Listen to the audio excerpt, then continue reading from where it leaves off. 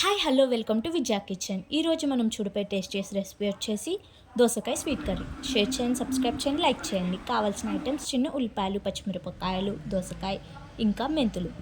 ఒక స్టవ్ మీద ప్యాన్ పెట్టుకొని నూనె బాగా మరిగిన తర్వాత మెంతులు ఒక స్పూన్ వేసుకొని వాటిని బాగా ఫ్రై అయ్యేదాకా మనం చూసుకోవాలి, బ్రౌనిష్ కలర్ వచ్చేలాగా.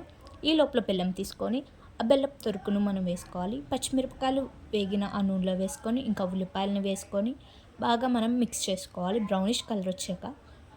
ఉల్లిపాయలు బాగా బ్రౌనిష్ కలర్ రావాలి. ఇందులో ఇప్పుడు మనం ఆ దోసకాయ ముక్కల్ని మ్యాగ్నేట్ చేసుకోవాలి. కల్లుప్పు, నార్మల్ ఉప్పు, ఇంకా కారం వేసుకొని మ్యాగ్నేట్ చేసుకొని పక్కన పెట్టుకోవాలి.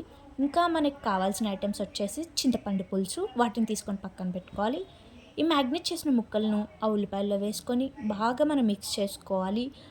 బాగా మిక్స్ అయ్యే రీతిగా ఉల్లిపాయలు, పచ్చిమిరపకాయల ముక్కలు, ఆ తర్వాత కొన్ని వాటర్ వేసుకొని గ్యాస్ సిమ్మల్ మీద పెట్టుకొని బాగా మిక్స్ చేసుకొని మనం మూత వేసి మ్యాగ్నేట్ చేసుకుందాం.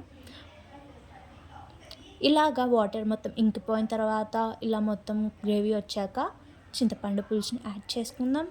ఇంకా ఇంతక తొరిగిన బెల్లం ఉంటుంది కదా, వాటిని కూడా మనం ఇప్పుడు యాడ్ చేసుకోవాలి. ఇప్పుడు దీన్ని బాగా మిక్స్ చేసుకోవాలి. మిక్స్ చేసిన తర్వాత